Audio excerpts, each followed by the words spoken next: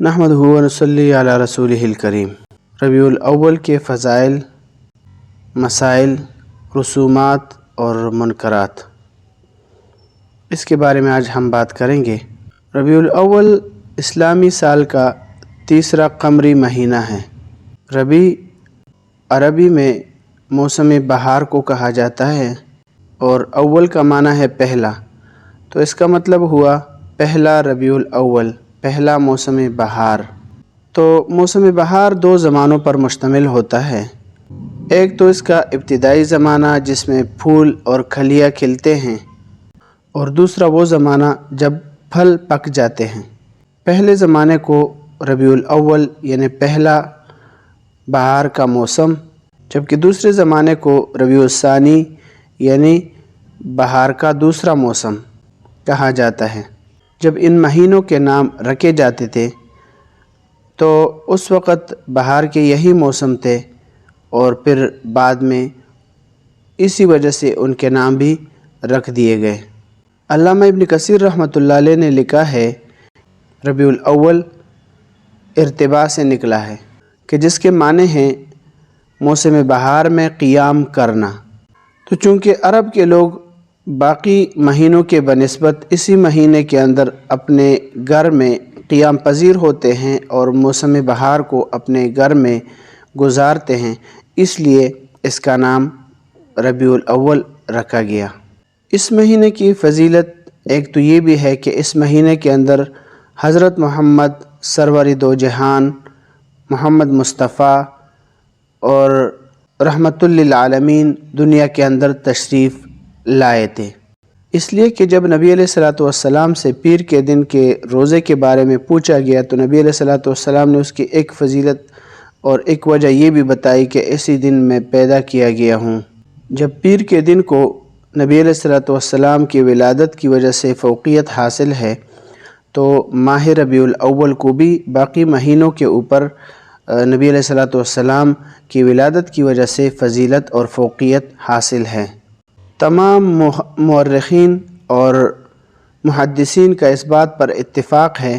کہ نبی علیہ الصلوۃ والسلام کی ولادت باسعادت وہ پیر کے دن ہوئی ہے، جیسا کہ حضرت عبداللہ ابن عباس رضی اللہ عنہ سے روایت ہے کہ نبی علیہ الصلوۃ والسلام کی ولادت بھی پیر کے دن ہوئی اور ان کی وفات بھی پیر کے دن ہوئی ہے۔ اسی طرح اس بات پر بھی اتفاق ہے علماء کا کہ نبی علیہ الصلوۃ والسلام کی ولادت عام الفیل، جس سال ابرہہ نے اپنے لشکر کے ساتھ ہاتھیوں کے ذریعے حملہ کیا تھا بیت اللہ کے اوپر، اسی سال نبی علیہ الصلوۃ والسلام کی ولادت ہوئی ہے۔ اور جمہور اہل علم کا مسلک یہی ہے کہ نبی علیہ الصلوۃ والسلام ربیع الاول میں پیدا ہوئے ہیں۔ نبی علیہ الصلوۃ والسلام کی ولادت باسعادت کی تاریخ کے بارے میں علماء کے مختلف اقوال ہیں۔ کسی نے ربیع الاول کی 2 تاریخ بتائی ہیں، کسی نے 8 تاریخ بتائی ہیں، کسی نے 10 بتائی ہے، کسی نے 12 بتائی ہے، اور کسی نے 17 کا بھی قول کیا ہے۔ اسی طرح کسی نے 18 تاریخ کا بھی قول کیا ہے اور ایک قول میں 22 کا بھی آتا ہے۔ لیکن جو محققین اور اہل رائے ہیں ان کے ہاں 12 کے بجائے 9 ربیع الاول زیادہ راجح اور جو ہے وہ قوی قول معلوم ہوتا ہے، یعنی نبی علیہ الصلوۃ والسلام کی ولادت باسعادت 9 تاریخ کو ہوئی ہے۔ سرور دو عالم صلی اللہ علیہ وآلہ وسلم واقع فیل کے 50 یا 25 دن کے بعد بتاریخ 8 ربیع الاول پیر کے دن بمطابق ماہ اپریل 570 عیسوی مکہ مکرمہ میں صبح صادق کے وقت حضرت ابو طالب کے مکان میں پیدا ہوئے۔ ولادت باسعادت کے بارے میں مشہور قول تو یہ ہے کہ 12 ربیع الاول کو نبی علیہ الصلوۃ والسلام کی ولادت ہوئی ہے، لیکن جمہور محدثین اور مورخین کے ہاں جو راجح قول ہے وہ ہے 8 ربیع الاول۔ حضرت عبداللہ ابن عباس اور حضرت جبیر بن مطعم رضی اللہ عنہما سے بھی یہی منقول ہے، اور اسی قول کو علامہ قطب الدین قسطلانی رحمۃ اللہ علیہ نے بھی اختیار کیا ہے۔ سیرت مصطفیٰ جلد نمبر 1 صفحہ نمبر 56۔ اسی طرح جس طرح پیدائش کے بارے میں اقوال مختلف ہیں، تو نبی علیہ الصلوۃ والسلام کی وفات کے بارے میں بھی 2-3 اقوال علماء کے منقول ہیں۔ ایک قول ہے 1 ربیع الاول، دوسرا قول ہے 2 ربیع الاول، اور تیسرا قول ہے کہ 12 ربیع الاول کو نبی علیہ الصلوۃ والسلام دنیا سے رحلت فرما گئے ہیں۔ جمہور مورخین اور سیرت نگاروں کا اس بات پر اتفاق ہے کہ 12 ربیع الاول نبی علیہ الصلوۃ والسلام کی وفات کا دن ہے۔ علامہ ابن سعد نے حضرت عائشہ کی روایت نقل کی ہے۔ حضرت عائشہ صدیقہ رضی اللہ تعالیٰ عنہ فرماتی ہے کہ نبی علیہ الصلوۃ والسلام کی وفات پیر کے دن ربیع الاول کے 12 تاریخ کو ہوئی ہے۔ اسی طرح حافظ ابن کثیر رحمۃ اللہ علیہ کا بھی قول یہی ہے کہ نبی علیہ الصلوۃ والسلام کی وفات 12 تاریخ کو ہوئی ہے۔ مورخ علامہ ابن اسیر رحمۃ اللہ علیہ لکھتے ہیں کہ جب نبی علیہ الصلوۃ والسلام کا مرض شدت اختیار کر گیا تو ان کو حضرت عائشہ صدیقہ رضی اللہ عنہا کے گھر میں منتقل کر دیے گئے، تو آپ صلی اللہ علیہ وآلہ وسلم چاشت کے وقت پیر کے دن اسی وقت دنیا سے رحلت فرما گئے جس وقت نبی علیہ الصلوۃ والسلام مدینہ میں تشریف لائے تھے، اور اس دن تاریخ 12 ربیع الاول تھی۔ علامہ ابن جریر طبری رحمۃ اللہ علیہ نے بھی 12 ربیع الاول کو راجح قرار دیا ہے۔ سیرت نگاری میں عالمی مقابلے میں پہلے نمبر پر آنے والی کتاب الرحیق المختوم، اس کے مصنف علامہ صفی الرحمن مبارک پوری رحمۃ اللہ علیہ لکھتے ہیں کہ یہ واقعہ 12 ربیع الاول سن 11 ہجری چاشت کے شدت کے وقت پیش آیا۔ مشہور سیرت نگار علامہ سید فضل الرحمن اپنی کتاب ہادی علم میں لکھتے ہیں کہ جدید توقیت کے مطابق آپ صلی اللہ علیہ وآلہ وسلم کی وفات مدنی رؤیت کے مطابق 12 ربیع الاول سن 11 ہجری 8 جون 236 عیسوی بروز پیر ہے۔ اب یہ بات ہے کہ حضور صلی اللہ علیہ وآلہ وسلم کی تاریخ وفات میں اختلاف کیوں ہیں؟ اختلاف کے کچھ وجوہات ہیں جو ہم آپ کے سامنے ذکر کریں گے۔ پہلا اختلاف تو شمسی اور قمری اختلاف کی وجہ سے یہ اختلاف ہیں۔ دوسری بات یہ ہے کہ تاریخی روایت میں تعارض پایا جاتا ہے، اور تیسری بات یہ ہے کہ مشرکین عرب مہینوں کے اندر رد و بدل کرتے تھے، یعنی کبھی آگے کر دیا کبھی پیچھے کر دیا، تو جس کا قرآن مجید نے رد بھی کیا ہے، یہ بھی وجہ ہو سکتا ہے۔ سورہ توبہ آیت نمبر 37۔ اب ماہ ربیع الاول کے اندر کیا اعمال کر لینے چاہیے؟ قرآن و حدیث کی روشنی میں اس مہینے کے ساتھ کوئی بھی خاص اعمال منقول نہیں ہیں، اس لیے اس ماہ کے ساتھ کسی نیک عمل کو خاص کر دینا، کسی عبادت کو خاص کر دینا، یہ زیادتی ہے شریعت کے اندر، اور یہ ناجائز ہے۔ حضور اکرم صلی اللہ علیہ وآلہ وسلم کا ذکر کرنا ایک بہت اعلیٰ اور مرتبے کی چیز ہے، عبادت ہے، بلکہ روح ایمان ہے۔ آپ کی ولادت، آپ کا بچپن، آپ کا شباب، آپ کی بعثت، آپ کی دعوت، آپ کا جہاد، آپ کی عبادت اور نماز، آپ کے اخلاق، آپ کی صورت و سیرت، آپ کا زہد اور تقوی، آپ کی صلح اور جنگ، خفگی اور غصہ، شفقت اور رحمت، تبسم اور مسکراہٹ، آپ کا اٹھنا بیٹھنا، چلنا پھرنا، سونا جاگنا، الغرض آپ کی ایک ایک ادا اور ایک ایک حرکت امت کے لیے اسوہ حسنہ اور اکثیر ہدایت ہیں، اور اس کا سیکھنا سکھانا، اس کا دعوت دینا، یہ امت کے لیے خیر کا باعث ہے، اور اس کا مذاکرہ کرنا امت کے لیے فرض ہے۔ تو آپ صلی اللہ علیہ وسلم کی سیرت کو بیان کرنے کے 2 طریقے ہیں۔ پہلا طریقہ تو یہ ہے کہ آپ صلی اللہ علیہ وسلم کی سیرت کو اور سیرت کے ایک ایک پہلو کو اپنی زندگی کے نقشے میں ایسے اویزاں کر دیا جائے کہ آپ صلی اللہ علیہ وآلہ وسلم کی ہر امتی کی صورت اور سیرت، چال ڈال، رفتار گفتار، اخلاق اور کردار،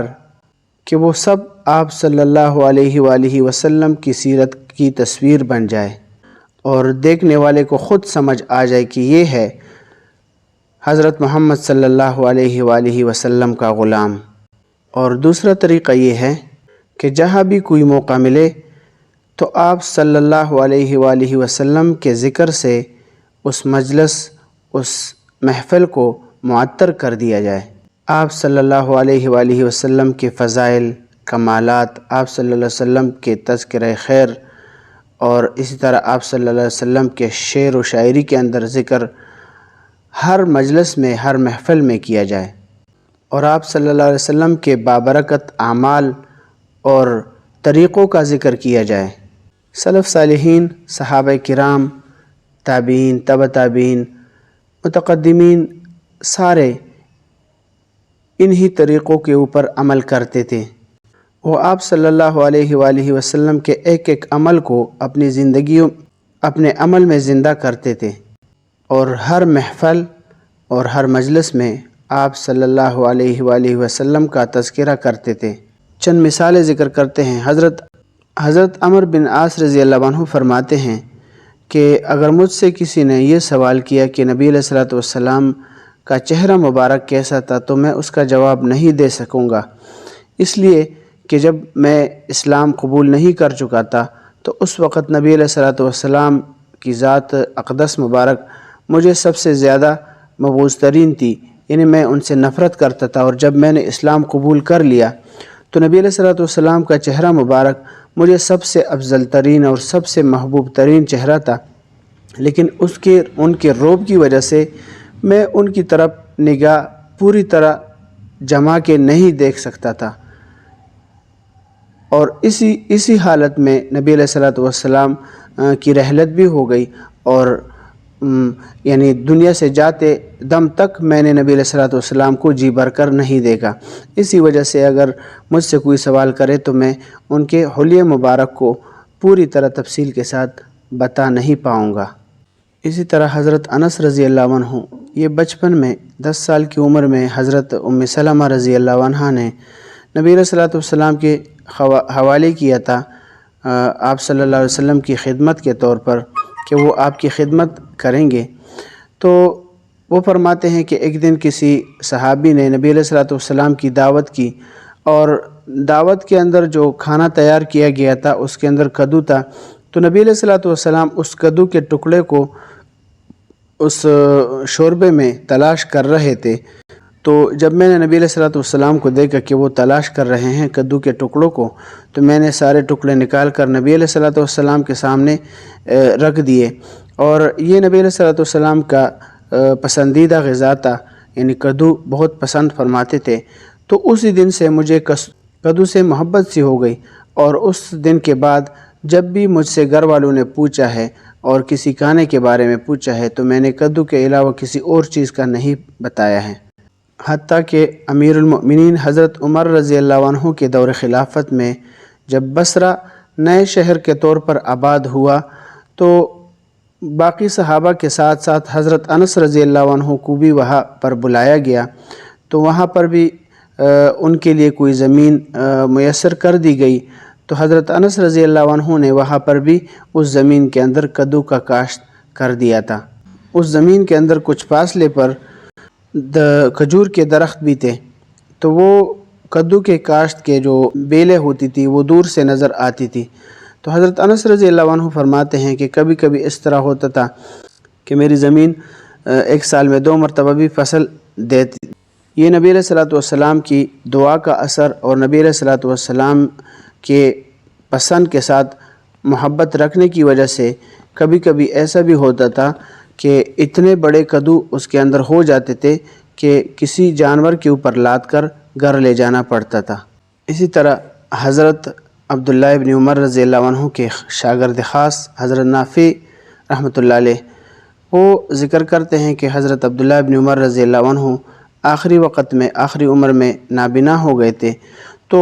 حضرت عبداللہ ابن عمر جب بھی کسی وقت حج کے سفر پر جایا کرتے تھے تو جہاں پر نبی علیہ الصلوۃ والسلام نے قیام فرمایا وہاں پر قیام، جہاں پر بیٹھے وہاں پر بیٹھے، جہاں پر نماز پڑھی وہاں پر نماز پڑھی، جہاں پر عصر کی، ظہر کی، کوئی بھی وقت ہو، کوئی بھی عمل ہو جو نبی علیہ الصلوۃ والسلام نے کیا ہو تو وہ حضرت عبداللہ ابن عمر رضی اللہ عنہ اسی طرح کرتے تھے۔ ایک جگہ پر حضرت عبداللہ ابن عمر رضی اللہ عنہ نے مجھے فرمایا کہ اتنے فاصلے پر وہاں پر ایک پتھر ہے، مجھے وہاں پر لے چلو۔ تو جب میں وہاں پر لے گیا اور پتھر پڑا تھا، اسی پتھر کے ساتھ وہ بیٹھ گئے، جیسے کہ پیشاب کے لیے انسان بیٹھتا ہے اسی طرح بیٹھ گئے، تھوڑی دیر بیٹھ گئے اور واپس اٹھے۔ تو میں نے پوچھا کہ آپ نے اس طرح کیوں کیا؟ آپ نے پیشاب بھی نہیں کیا اور آپ ویسے تھوڑی دیر کے لیے بیٹھے۔ تو حضرت عبداللہ ابن عمر رضی اللہ عنہ نے ارشاد فرمایا کہ اس جگہ پر میں نبی علیہ الصلوۃ والسلام کے ساتھ تھا اور نبی علیہ الصلوۃ والسلام نے یہاں پر پیشاب فرمایا تھا، مجھے پیشاب کا تقاضا نہیں تھا، پھر بھی میں نے کہا کہ نبی علیہ الصلوۃ والسلام کے طریقے پر تھوڑی دیر کے لیے عمل کروں، اور اسی طرح جو ہے وہ تھوڑی دیر کے لیے اس لیے بیٹھا۔ تو یہ تھی محبت اور یہ تھے نبی علیہ الصلوۃ والسلام کے نمونے، اور نبی علیہ الصلوۃ والسلام کی اسوہ حسنہ کو اپنی زندگیوں میں لانے کی کوشش کرنا اور اچھے طریقے سے ان کو اپنی زندگی کا حصہ بنانا، سب سے اعلیٰ اور سب سے عرفہ درجہ یہی ہے۔